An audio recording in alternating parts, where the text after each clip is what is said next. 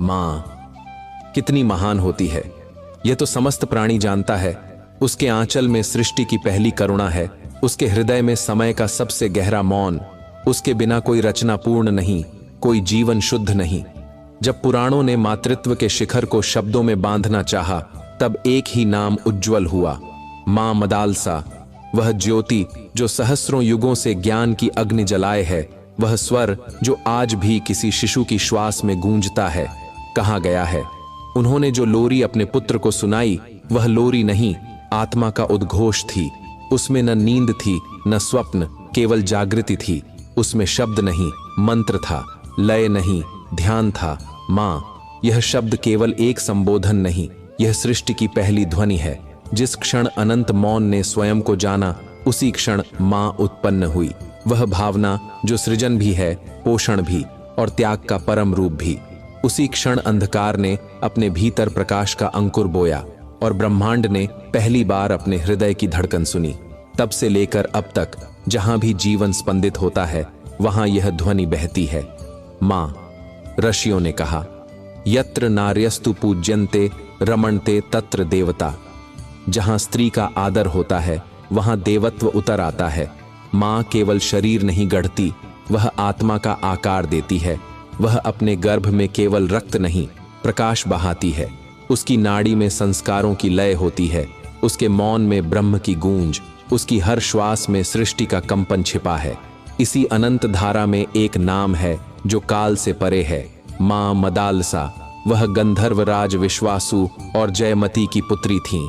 जन्म से रानी, हृदय से योगिनी। उनकी दृष्टि में शांति का समंदर था, उनकी वाणी में वीणा का नाद। वे मौन में बोलती थीं, मौन में सुनती थीं। राजमहल के बीच भी वह तप के वन जैसी थीं, निर्मल, स्थिर, प्रकाश से भरी। उनके सौंदर्य में आकर्षण नहीं, आभा थी। उनके मौन में शांति नहीं, साधना थी। जो उन्हें देखता कहता, यह राजकुमारी नहीं, ध्यान की लौ है जो देह में जल रही है। माँ, वह लोरी जो उन्होंने अपने बालक को सुनाई, केवल एक गीत नहीं थी, वह आत्मा का दर्पण थी। उसमें प्रत्येक पंक्ति ब्रह्म की स्मृति थी, प्रत्येक स्वर जन्मों की साधना। उन्होंने कहा, शुद्धोसी बुद्धोसी निरंजनोसी, संसार माया परिवर्जितोसी। यह वाणी नहीं थी, घोषणा थी कि आत्मा शुद्ध है, निर्मल है, निर्विकार है। जैसे गंगा पत्थरों से टकराकर भी स्वच्छ रहती है, जैसे कमल कीचड़ में खिलकर भी अछूता रहता है, वैसे ही चेतना संसार के स्पर्श से कलुषित नहीं होती। यह लोरी नहीं थी, आत्मा का स्मरण था। एक माँ अपने शिशु को नहीं, स्वयं को जगा रही थी। मदालसा ने अपने 4 पुत्रों को 4 दिशाओं के संस्कार दिए। पहले को वैराग्य, ताकि वह भीतर से स्थिर हो। दूसरे को ज्ञान, ताकि वह सत्य का आलोक पा सके। तीसरे को सत्य, ताकि वह भय और मोह से ऊपर उठ सके। और चौथे को कर्म संतुलन, ताकि वह संसार में रहकर भी आत्मा में स्थित रह सके। ये चारों संस्कार केवल मदालसा के पुत्रों के नहीं थे, ये हर माँ के हृदय के बीज हैं। हर गर्भ एक दिशा है, हर मातृत्व एक ब्रह्मांड। जब माँ अपने भीतर शांति बोती है, तो शिशु में प्रकाश अंकुरित होता है। जब माँ करुणा सोचती है, तो उसका बच्चा संसार से प्रेम करना सीखता है। जब माँ मौन होती है, तो ब्रह्म बोलता है। माँ, आज का यह क्षण तेरे लिए एक संस्कार यज्ञ है, जहां तू सुनने वाली नहीं, साधिका है। यह कथा तेरे भीतर संस्कारों की अग्नि जलाएगी। उसमें प्रेम, शांति, वैराग्य और विवेक के फूल अर्पित होंगे। और जब कथा पूरी होगी, तब तू देखेगी, तेरे गर्भ में केवल शिशु नहीं, एक तेजस्वी आत्मा पल रही है। और माँ, यह जो हे माधव की यह धारा बह रही है, यह तेरे लिए ही बनाई गई है। यहाँ हर कथा तेरे लिए ध्यान बनकर उतरेगी, हर शब्द तेरे गर्भ की धड़कन को स्पर्श करेगा। इसलिए माँ, इस हे माधव परिवार का हिस्सा बन जा। इस चैनल को लाइक कर, सब्सक्राइब कर और इस दिव्य प्रवाह को एक और माँ तक पहुँचा दे, ताकि हर गर्भ में फिर से प्रकाश जन्म ले। एक दीपक से दूसरा दीपक, एक संस्कार से दूसरी पीढ़ी। अब माँ, अपनी हथेलियां अपने गर्भ पर रख, श्वास को सुन। वही तेरे भीतर मदालसा की ध्वनि है। वही श्वास चारों दिशाओं की पहली गति बनेगी। अब आरंभ होती है वह कथा जो केवल मदालसा की नहीं, तेरे गर्भ की ज्योति की भी कथा है। माँ, यह कथा आरंभ होती है उस भूमि से जहां धर्म, सौंदर्य और शांति एक साथ निवास करते थे। वह भूमि थी गंधर्व राज विश्वासु की, एक ऐसा राजा जो युद्ध में जितना वीर था, जीवन में उतना ही विनम्र। उसकी रानी जयमती करुणा और सौम्यता की मूर्ति थी। उन्हीं दोनों के कुल की रत्नपुत्री थी मदालसा। वह केवल राजकुमारी नहीं थी, वह साधना का आकार थी। उसके नेत्रों में ज्ञान की शीतलता थी और उसके मुख पर मौन का तेज। जब वह वीणा बजाती तो ऐसा लगता मानो रथुएं स्वयं सुनने को ठहर गई हों। माँ, यह वही काल था जब सौंदर्य केवल देखने की वस्तु नहीं था, वह आत्मा की गंध थी। और उस गंध में जन्मी थी मदालसा, रूपवती, पर उससे भी अधिक अंतर्मुखी। उसका जीवन विलास से दूर था, पर भीतर आनंद से भरा। वह राजकुल में रहते हुए भी साध्वी सी थी, मौन में डूबी, ध्यान में लीन। उसकी ख्याति चारों लोकों में फैल गई कि यह स्त्री केवल रूप की नहीं, प्रकाश की मूर्ति है। पर जहां प्रकाश होता है वहां अंधकार का आकर्षण भी जन्म लेता है। अधोलोक में उस समय एक असुर था, पाताल केतु, बलवान पर भीतर से रिक्त। उसके पास सामर्थ्य थी, वैभव था, पर शांति नहीं। उसने स्वर्ग को जीत लिया था, पर अपने भीतर के भय को नहीं। जब उसके शत्रु बोले कि गंधर्व लोक में एक कन्या है जिसके दर्शन से मन का अंधकार मिट जाता है, तब उस असुर के भीतर एक विकार जागा। उसने सोचा कि यदि यह स्त्री मेरे पाताल में रहे तो मेरा अधोलोक भी प्रकाश से भर जाएगा। वह भूल गया कि प्रकाश को बांधने की इच्छा ही अंधकार का जन्म है। एक दिन जब मदालसा पुष्पवन में ध्यान मग्न बैठी थीं, संध्या का आलोक धरती पर उतर रहा था। आकाश सुनहरी धुंध से ढका था। तब आकाश की दिशाओं में एक छाया उठी। वह छाया धीरे धीरे नीचे उतरी। वृक्ष झुके, दीपक कांप उठे और पंखुड़ियां जैसे समय में थम गईं। वह था पाताल केतु, अपने मोह और अहंकार के साथ उतरता हुआ। उसने कहा, गंधर्व कन्या, तेरे रूप से मेरा अंधकार मिटेगा, तू मेरे अधोलोक की रानी होगी। मदालसा ने नेत्र खोले, उनमें भय नहीं, करुणा थी। वह बोली, असुर, जो शांति तू बाहर खोज रहा है वह भीतर है। जिस प्रकाश को तू बांधना चाहता है वह किसी राज्य की वस्तु नहीं, पर अहंकार को वाणी नहीं, प्रतिरोध दिखता है। पाताल केतु ने अपने मायावी बल से उसे जकड़ लिया। धरती डोली, दिशाएं मौन हो गईं और क्षण भर में वह उसे लेकर अपने लोक की ओर चला गया। मां, वह पल था जब प्रकाश को अंधकार ने घेर लिया, पर केवल बाहरी रूप से, क्योंकि जो भीतर जागा रहता है उसे कोई छू नहीं सकता। पाताल का वह लोक अग्नि से भरा था, पर उसमें ऊष्मा नहीं थी। स्वर्ण से चमकता था, पर उसमें जीवन नहीं था। वहीं ले जाकर असुर बोला, अब तू मेरे लोक की अधिष्ठात्री होगी। मदालसा ने उसे देखा, स्थिर दृष्टि, बिना भय के, बिना क्रोध के। वह बोली, तू जिस ज्योति की कामना कर रहा है वह भोग से नहीं, संयम से प्रकट होती है। और फिर मौन हो गई। उसने अपनी वीणा उठाई और अपनी श्वास के साथ एक नाद छोड़ा। वह नाद कोई गीत नहीं था, वह केवल कंपन था, भीतर की साधना से उठा हुआ। पाताल की दीवारें गूंज उठीं, दीपक कांपने लगे और हवा स्थिर हो गई। असुर की शक्ति जैसे उसी नाद में बिखरने लगी। उसके नेत्र बुझने लगे और उसका स्वर भारी होकर मौन में उतर गया। वह गिर पड़ा और उसकी छाया उसके भीतर समा गई। मदालसा ने कोई शस्त्र नहीं उठाया था, केवल स्थिरता का आश्रय लिया था। मां, वही स्थिरता सबसे बड़ी शक्ति होती है। जब उसने अपनी आंखें बंद कीं तो उसके भीतर एक अग्नि जली जो भस्म नहीं करती, केवल आलोक देती है। उसी अग्नि में उसका मन शुद्ध हुआ और उसी अग्नि में वैराग्य का जन्म हुआ। जब वह लौटी तब उसके कदमों में वही स्थिरता थी जो साधना से आती है, न कि भय से।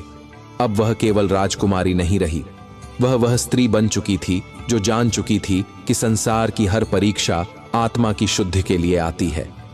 मां, यही वह क्षण था जब पहला संस्कार जन्मा, वैराग्य का। और आगे जब उसने गर्भ धारण किया तो उसी शांति, उसी स्थिरता, उसी मौन से वह संस्कार उसके शिशु में उतर गया। मां, समय की धाराएं कब किसे कहां ले जाए यह कोई नहीं जानता। अंधकार के उस अनुभव के बाद जब मदालसा लौटी तो उसके भीतर मौन और भी गहरा हो चुका था। अब उसके नेत्रों में कोई चंचलता नहीं, केवल स्थिर प्रकाश था। वह राजमहल लौटी तो लोग बोले, राजकुमारी, अब पहले जैसी नहीं रही।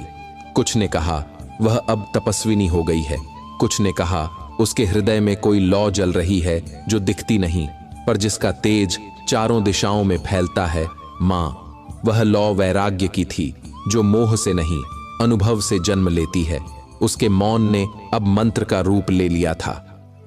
जब वह बोलती तो उसके शब्द जैसे किसी शास्त्र की पंक्तियां लगते। उसकी वीणा से अब संगीत नहीं उपदेश निकलते। उसी समय पृथ्वी के एक भाग में एक राजा था, रथुध्वज। वह केवल पराक्रमी नहीं, धर्म के ज्ञाता भी थे। कहते हैं जब वे धनुष उठाते तो रणभूमि में शत्रु कांपते, और जब वे शास्त्र खोलते तो आर्षि भी उनकी बुद्धि से प्रभावित होते।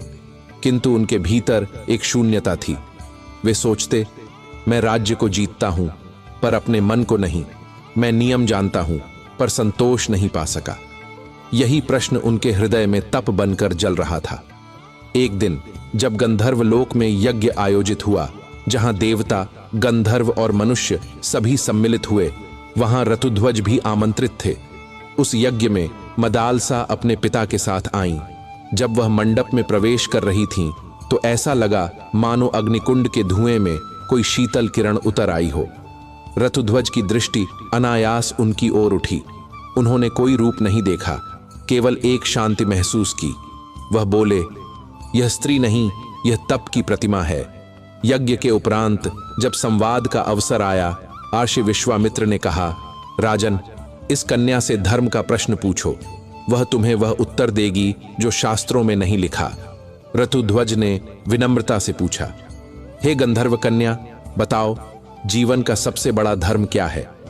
मदालसा ने शांत स्वर में कहा, जो भीतर स्थिरता लाए वही धर्म है, जो बाहर वाद और सिद्धि लाए वह केवल अहंकार है।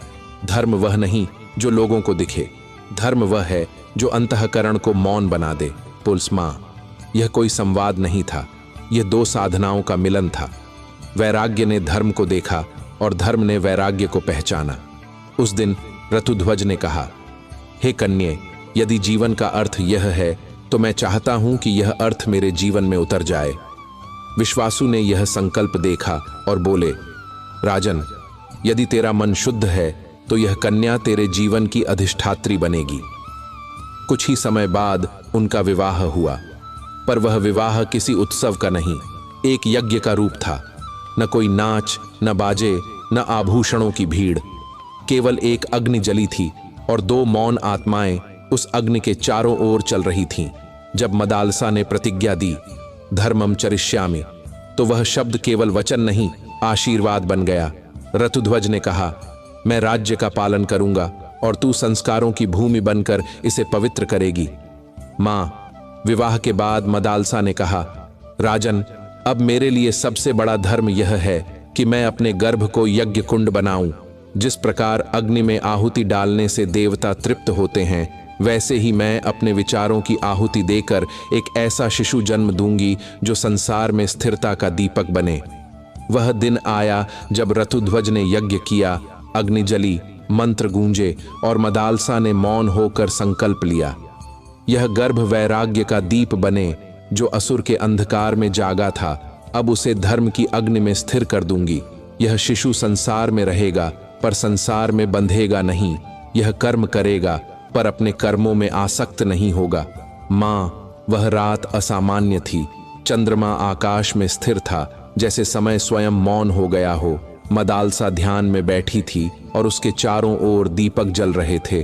अग्नि की लौ जब हिलती तो लगता जैसे कोई मौन मंत्र बह रहा हो। उसने अपने गर्भ पर हाथ रखा और भीतर अनुभव किया, अब इस देह में एक आत्मा नहीं, एक संस्कार उतर रहा है। वही संस्कार था वैराग्य, वह पुत्र जो आगे चलकर विक्रांत कहलाएगा, जिसके हृदय में स्थिरता होगी, जिसके नेत्रों में विवेक, जो जीवन से भागेगा नहीं पर भीतर से निर्लिप्त रहेगा। मां, उस रात्रि की आभा अब भी आकाश में गूंजती है। वह रात केवल विवाह की नहीं, एक यज्ञ की परिणति थी। जब अग्नि शांत हुई तो दोनों, रथुध्वज और मदालसा, मौन खड़े थे। कोई शब्द नहीं बोले गए, पर उनके मौन में चारों वेदों की प्रतिध्वनि थी। उस क्षण दोनों ने एक ही संकल्प किया, हम संसार में रहेंगे पर संसार में बंधेंगे नहीं। हम कर्म करेंगे पर कर्म का स्वामी नहीं बनेंगे। यहीं से आरंभ हुआ वह मार्ग जो संस्कारों की दिशा में ले जाता है। माँ। विवाह के पश्चात ऋतुध्वज ने अपने जीवन को धर्म का प्रतीक बना दिया। उनका राज्य धर्म की रीति से चलता था और मदालसा उस धर्म की आत्मा बनकर उसके साथ थी। वह न केवल राजमहल की रानी थीं, बल्कि हर प्रजा के हृदय की गुरु थीं। वे प्रातःकाल स्नान कर मौन में सूर्य को अर्घ्य देतीं और फिर अपने गर्भ पर हाथ रखकर कहतीं, हे ईश्वर, इस श्वास में जो शांति है वही मेरे गर्भ में उतर जाए। जो प्रकाश मेरे भीतर जलता है वही इस बालक की चेतना बन जाए। वह जानती थीं कि गर्भ में जो भावना प्रवेश करती है वही शिशु का स्वभाव बन जाती है। इसलिए उन्होंने अपने भीतर से भय, क्रोध और मोह को धीरे धीरे मिटाना शुरू किया। हर दिन वह अपने भीतर वैराग्य का दीपक जलाती, वही दीपक जो पाताल के अंधकार में जला था। अब वह अग्नि शांति की हो चुकी थी। माँ। उस समय ऋतुध्वज ने भी ध्यान आरंभ किया। वे कहते, धर्म का आधा भाग स्त्री के हृदय में छिपा है। जो पुरुष उसे सम्मान देता है वही पूर्ण धर्म जानता है। दोनों साधना करते, मौन रहते और केवल तभी बोलते जब वाणी आवश्यक होती। उनके इस मौन से ही गर्भ का संस्कार प्रारंभ हुआ।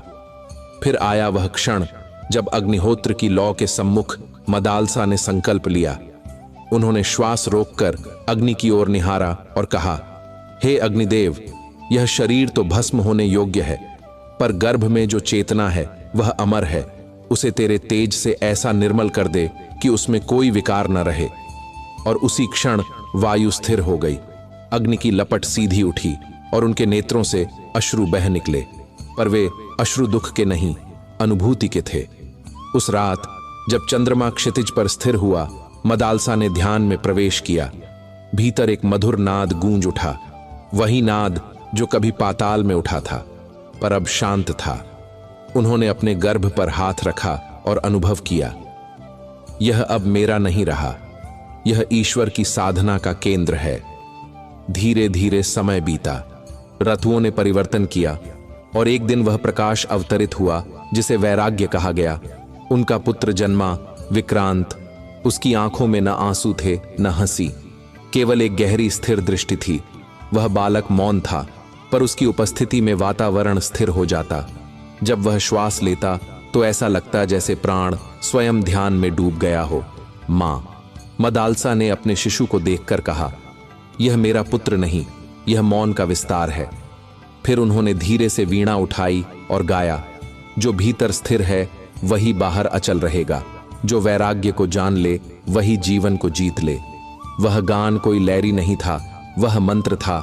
वह गूंज केवल वायु में नहीं, उसके शिशु के प्राणों में उतर रही थी। विक्रांत की चेतना उसी क्षण से वैराग्य की भूमि पर स्थापित हो गई। माँ। इस प्रथम गर्भ की यह कथा यही कहती है कि जब एक स्त्री अपने भीतर शांति को स्थान देती है तो वही शांति शिशु की आत्मा बन जाती है। जब वह अपने विचारों को संयमित करती है तो वही संयम उसकी संतान का संस्कार बनता है। यह कथा किसी देवता की नहीं, एक माँ की है जिसने अपने गर्भ को ध्यान का यज्ञ कुंड बना दिया। माँ। काल का प्रवाह किसी के लिए नहीं रुकता। जैसे सरिता पर्वत से उतरकर वन, ग्राम, नगर पार करती है, वैसे ही जीवन एक संस्कार से दूसरे संस्कार की ओर बढ़ता है। विक्रांत का वैराग्य अब स्थिर था, जैसे झील का जल शांत हो जाने के बाद भी भीतर अनंत गहराई रखता है। किंतु माँ, केवल स्थिरता पर्याप्त नहीं होती। जिस जल में गति नहीं वह शीघ्र ही निस्तेज हो जाता है। इसलिए सृष्टि ने अगला चरण रचा, ज्ञान का। माँ मदालसा अब भीतर से परिवर्तित हो चुकी थीं। उनका ध्यान अब मौन से प्रश्नों में उतरने लगा था। वे केवल साधना नहीं करती थीं, वे ब्रह्मांड से संवाद करती थीं। जब सूर्य उदय होता वे कहती, हे प्रभु, तेरा प्रकाश केवल दिशाओं को नहीं जगाता, वह चेतना को भी जगाता है। जब रात्रि आती वे तारों से पूछती, क्या तुम भी मौन में उत्तर सुनते हो? यह प्रश्न पूछना उनका नया ध्यान था, क्योंकि मां जान चुकी थी ज्ञान का जन्म मौन से नहीं जिज्ञासा से होता है। ऋतुध्वज ने भी यह परिवर्तन देखा। एक दिन वे बोले, देवी, तुम्हारी आंखों में पहले मौन था, अब उनमें ज्वाला है। मदालसा मुस्कुराई, राजन, वह ज्वाला नाश की नहीं, प्रकाश की है। यह गर्भ अब उसी प्रकाश को धारण कर रहा है। यह अगला बालक केवल देखेगा नहीं, समझेगा भी। फिर उन्होंने संकल्प किया, हे अग्निदेव, जैसे तू जलता है पर स्वयं भस्म नहीं होता, वैसे ही यह बालक ज्ञान में जले पर अहंकार में न डूबे, यह शुद्ध बुद्धि का दीप बने। माँ, गर्भ अब केवल जीवन नहीं, अनुभव का पात्र बन चुका था। जब वह शास्त्र पढ़ती तो उसे अपने शिशु को सुनाती, सत्यम वद धर्मम चर। यह वाक्य केवल शब्द नहीं थे, वे कंपन थे जो गर्भ जल में उतरते थे। जब वे ध्यान करती तो उनकी श्वासें मंत्र बन जाती। जब वे मौन होती तो वह मौन शिशु के भीतर चेतना का विस्तार करता। फिर एक रात्रि आई जब चांदनी जैसे जल में घुल रही थी, मंद वायु चल रही थी और मदालसा ध्यान में बैठी थीं। उन्होंने अपने गर्भ पर हाथ रखा। अब मैं यह नहीं पूछती कि यह बालक कैसा बनेगा, मैं यह अनुभव करती हूँ कि यह पहले से पूर्ण है, उसमें ज्ञान का बीज पहले से है। मैं तो केवल मिट्टी हूँ जो उसे पाल रही है। और तभी भीतर से एक ध्वनि उठी, माँ। नहीं, वह बाहरी स्वर नहीं था, वह चेतना की लहर थी। कुछ महीनों बाद वह बालक जन्मा, सुभुजा। उसका नाम ही अर्थ था, सुंदर भुजाएं। लेकिन उसका सौंदर्य बाह्य नहीं था, वह मन का था। जब उसने पहली बार आंखें खोलीं तो ऐसा लगा जैसे कोई दीपक एक साथ 4 दिशाओं में प्रकाश फैला रहा हो। बचपन में ही उसमें अद्भुत जिज्ञासा थी। वह जब किसी फूल को देखता तो कहता, माँ, यह रंग कहाँ से आया? जब पंछी उड़ता तो पूछता, यह जानता कैसे है कि उसे लौटना कहाँ है? मदालसा हर प्रश्न में मुस्कुराती, क्योंकि वह जानती थीं यही तो ज्ञान की जड़ें हैं। वे उसे उत्तर देती, बेटा, प्रकृति हर उत्तर देती है, बस जो शांत है वही उसे सुन पाता है। जैसे वृक्ष बोलता नहीं पर छांव देता है, वैसे ही ज्ञान शब्दों में नहीं, अनुभव में बसता है। समय बीता, सुभुजा बड़ा हुआ। उसकी दृष्टि तीक्ष्ण थी पर हृदय करुणामय। जब वह ध्यान करता तो लगता जैसे हवा भी स्थिर हो गई हो। और एक दिन उसने अपने बड़े भाई विक्रांत से कहा, भैया, वैराग्य तो मन को स्थिर करता है पर ज्ञान उसे दिशा देता है। बिना दिशा का वैराग्य पत्थर बन जाता है, बिना वैराग्य का ज्ञान तूफान बन जाता है। माँ, यह वाक्य केवल भाई से कहा गया नहीं था, यह युगों से कहा गया उपदेश था। जब मदालसा ने यह सुना तो वे मौन हो गईं। उनकी आंखें बंद हुईं और भीतर से एक ही भाव उठा, यह बालक मेरे गर्भ में नहीं, मेरी साधना में जन्मा है। यह वही ज्ञान है जो मौन से, शुद्ध विचार से और अनुभव से उत्पन्न हुआ। माँ, यही है दूसरा संस्कार, ज्ञान का संस्कार। वह जो आत्मा को तेज देता है पर जलाता नहीं, वह जो मन को प्रश्न करने की शक्ति देता है पर भ्रम में नहीं डालता, वह जो व्यक्ति को तर्कवान नहीं, विवेकी बनाता है। जब तू यह कथा सुनती है माँ, तो याद रख, तेरा हर विचार एक बीज है और गर्भ उसकी भूमि। जो विचार तू भीतर रखेगी वही तेरे शिशु के जीवन का स्वभाव बनेगा। यदि तू जिज्ञासु होगी, तेरे शिशु में भी प्रश्न उठेंगे। यदि तू शांत होगी, उसके उत्तर में भी करुणा होगी। और यही तो ज्ञान है, जब प्रश्न और शांति साथ जन्म लें। माँ, समय ने अब एक नया अध्याय खोला। 2 संस्कार जन्म ले चुके थे, वैराग्य और ज्ञान। पर ज्ञान जब तक सत्य में न ढले, वह केवल बुद्धि रह जाता है। सत्य वह अग्नि है जो ज्ञान को परखता है और वैराग्य को साक्षात धर्म बना देता है। अब वही अग्नि मदालसा के जीवन में प्रकट होने जा रही थी। राज्य में शांति थी, पर मनुष्यों के हृदय में धीरे धीरे भ्रम जन्म लेने लगा था। किसी ने कहा, सत्य वही है जो राजा कहे। किसी ने कहा, सत्य वही है जो भीड़ बोले। मदालसा मौन सुनती रहीं। वे जानती थीं, सत्य भीड़ की स्वीकृति नहीं, आत्मा की अनुभूति है। उसी रात्रि जब उन्होंने ध्यान किया तो भीतर से एक गूंज उठी, अब वह जन्म होगा जो सत्य को कर्म से सिद्ध करेगा। उन्होंने अग्निहोत्र के समीप जाकर हाथ जोड़े, हे प्रभु, अब यह गर्भ तेरे सत्य का दर्पण बने। इसमें कोई छल न उतरे, कोई भय न टिके। यह बालक ऐसा जन्मे जो केवल देखे नहीं, परखे भी, जो शब्दों के सत्य में न बंधे बल्कि मौन के सत्य को भी समझे। अग्नि लहराई और जैसे लौ ने उनके संकल्प को स्वीकार लिया। मां, इस बार गर्भ में शांति नहीं थी, उसमें कंपन था। कभी वे ध्यान में बैठती तो भीतर से जैसे कोई पूछता, क्या यह ठीक है? क्या यह आवश्यक है? क्या यह सत्य है? वे जानती थीं यह उनके भीतर की आत्मा नहीं, उनके गर्भ में पल रहे सत्यव्रत की आत्मा बोल रही थी। महीने बीते और एक दिन बालक जन्मा, सत्यव्रत। उसका नाम ही उसका जीवन था। जो सत्य पर व्रत करे वही सत्यव्रत। जब वह रोया तो उसका स्वर कठोर नहीं था, वह जैसे किसी श्लोक का उच्चारण हो। आर्षि बोले, यह बालक धर्म का रक्षक बनेगा, पर पहले उसे सत्य की परीक्षा से गुजरना होगा। समय बीता, सत्यव्रत बड़ा हुआ। बचपन से ही उसमें एक विलक्षण गुण था। वह हर बात पर प्रश्न करता, पर तर्क के लिए नहीं, सत्य के लिए। जब कोई कुछ कहता वह पूछता, क्या यह वास्तव में ऐसा है? वह अपने पिता से कहता, राजन, यदि धर्म में अन्याय हो जाए तब क्या धर्म धर्म रहेगा? रथुध्वज मौन रह जाते और मदालसा मुस्कुराती। यह प्रश्न मेरे गर्भ का है, इसका उत्तर भी उसी में है। एक दिन राज्य में एक विवाद उठा। दो प्रजाजन भूमि को लेकर लड़ने लगे। रथुध्वज ने कहा, यह भूमि वृद्ध की है क्योंकि वह पहले यहां था। पर सत्यव्रत बोला, पिता, भूमि तो धरती की है, क्या हम जिसे संभालते हैं उसे अपना कह सकते हैं? सब मौन रह गए। रथुध्वज ने देखा, बालक की दृष्टि में सत्य चमक रहा है, पर उसमें अहंकार नहीं। मां, मदालसा ने उसी दिन समझ लिया, यह तीसरा संस्कार है, सत्य का संस्कार। सत्यव्रत जब ध्यान करता तो उसकी आंखें जल जैसी स्थिर हो जाती। वह मौन में भी उत्तर ढूंढता। जब सब बोलते वह सुनता, और जब सब थक जाते वह एक वाक्य कहता। सत्य कभी शब्दों से नहीं जीतता, वह मौन में सिद्ध होता है। एक दिन मदालसा ने उससे कहा, बेटा, यदि कभी तुझे अपने हृदय का सत्य संसार के विपरीत लगे तो क्या करेगा?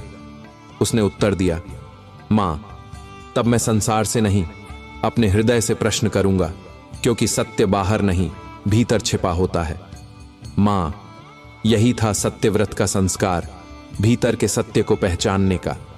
जब तू यह कथा सुनती है तो याद रख, सत्य केवल बोलने की नहीं, जीने की साधना है। जब तेरे विचार और कर्म एक हो जाए तब सत्य गर्भ में उतरता है। जब तू अपने भीतर की शंका को भी शांति से देख सके तब तेरा शिशु निडर जन्म लेता है। सत्यव्रत की यही शिक्षा थी कि जो सत्य जान लेता है वह किसी से नहीं डरता। जो भय से मुक्त हो जाए वही धर्म का धारक बनता है। मां, जब तू यह कथा सुन तो अपने गर्भ पर हाथ रख और कह, मेरे शिशु, तेरे भीतर वह ज्योति जले जो कभी बुझ न सके। तू सत्य बोले पर करुणा से, तू न्याय करे पर विनम्रता से, तू संसार में रहे पर अपने अंतर के प्रकाश को न भूल।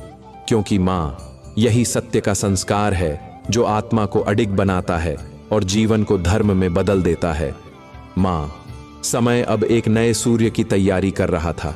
3 दीपक जल चुके थे, वैराग्य, ज्ञान और सत्य। पर मां, केवल सत्य जान लेना पर्याप्त नहीं होता। यदि जीवन में कर्म न हो तो ज्ञान भी जड़ बन जाता है। यदि कर्म हो पर संतुलन न हो तो जीवन बिखर जाता है।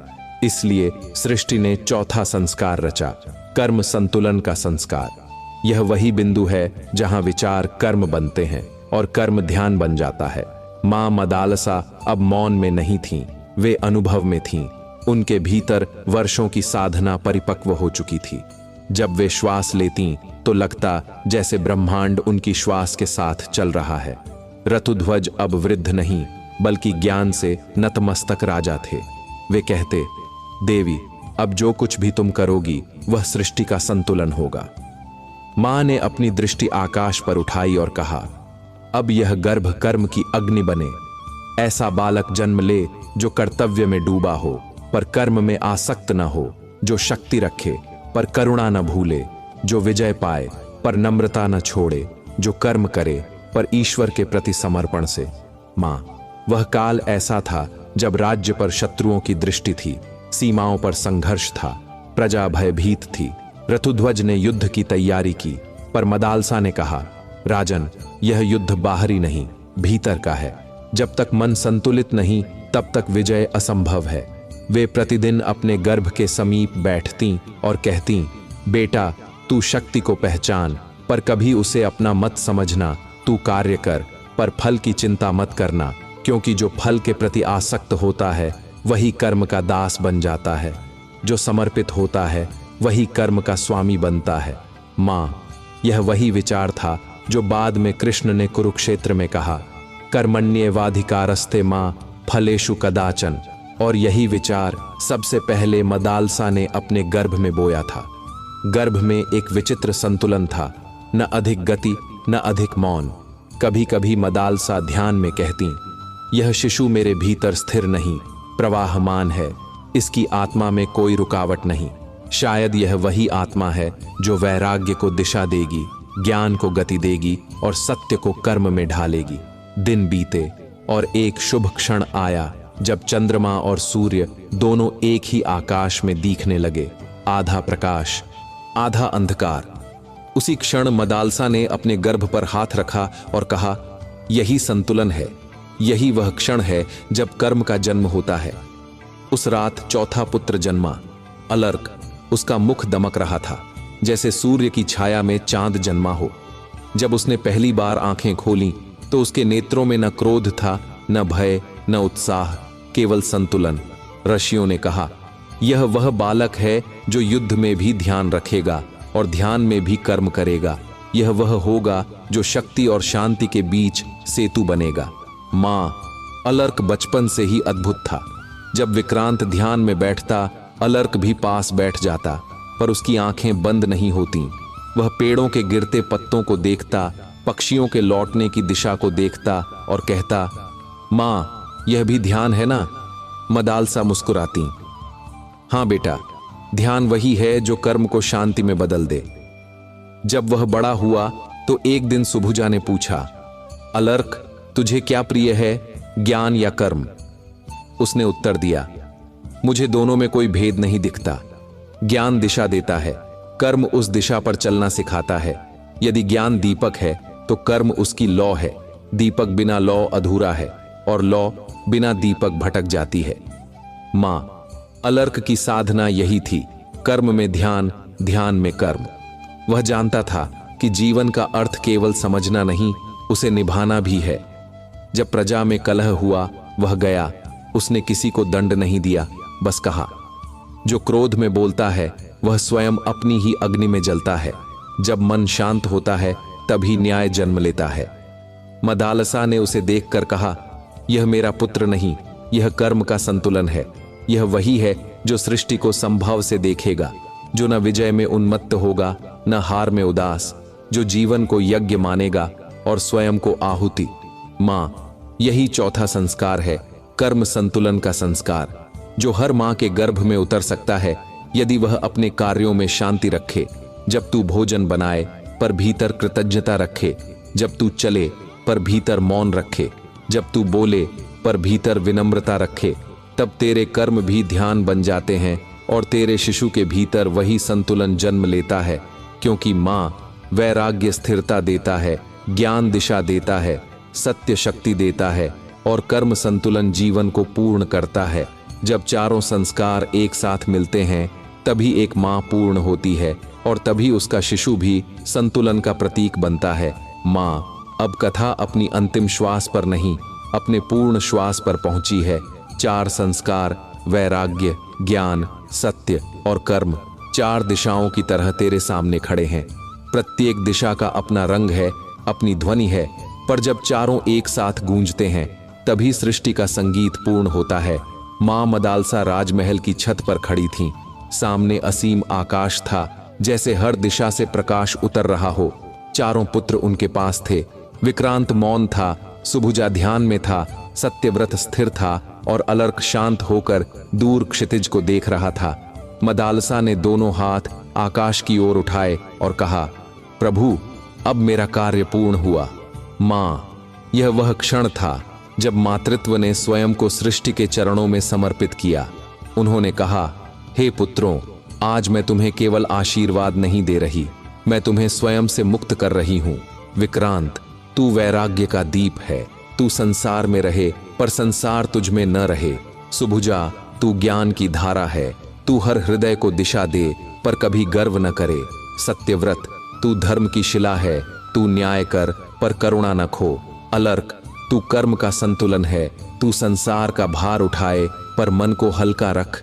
फिर वे मौन हुई और उनकी वाणी धीमे धीमे उस ध्यान की लय में उतर गई जिसे वे कभी अपने गर्भ में बो चुकी थीं। उन्होंने कहा, मेरे पुत्रों, जब मैं गर्भवती थी तब मैंने तुम में अपनी साधना रखी थी। अब जब तुम बड़े हुए हो तो जानो, गर्भ केवल जन्म का स्थान नहीं, संस्कार का मंदिर है। हर माँ वही बोती है जो वह सोचती है, जो वह सुनती है, जो वह महसूस करती है। इसलिए जब कोई माँ मौन होती है तो ब्रह्मांड बोलता है, जब वह ध्यान करती है तो देवता सुनते हैं, और जब वह प्रेम करती है तो आत्मा का विस्तार होता है। माँ, यह कथा अब इतिहास नहीं रही, यह तेरे भीतर उतर चुकी है। जब तू इसे सुन रही थी तब तेरे भीतर भी कोई दीपक जल रहा था। वह दीपक वही है जो मदालसा के गर्भ में जला था। अब वह तेरे गर्भ का संस्कार बन चुका है। तू जब अगली बार अपने शिशु को महसूस करे तो याद रख, तेरे भीतर वैराग्य की स्थिरता है, तेरे भीतर ज्ञान की दिशा है, तेरे भीतर सत्य की दृढ़ता है, और तेरे भीतर कर्म का संतुलन है। तू चाहे तो यह चारों संस्कार अपने शिशु में उतार सकती है। बस मौन हो जा, अपनी श्वास को सुन और उस कंपन को महसूस कर जो शब्दों से परे है। क्योंकि माँ, संस्कार वाणी से नहीं उतरते, भावना से उतरते हैं। वे शिक्षा से नहीं, अनुभूति से जन्म लेते हैं। और जब तू इस कथा को सुनकर मौन होती है तो जान, मदालसा की आत्मा तेरे गर्भ में मुस्कुरा रही है। माँ, यदि यह कथा तेरे हृदय को छू गई हो तो इसे अपने तक मत रख, इसे किसी और माँ तक पहुंचा दे। क्योंकि हर बार जब कोई माँ यह कथा सुनती है, एक नई आत्मा में प्रकाश जन्म लेता है। एक दीपक से दूसरा दीपक, एक संस्कार से दूसरी पीढ़ी। यही है हे माधव, यही है मदालसा का आशीर्वाद। शांति शांति शांति।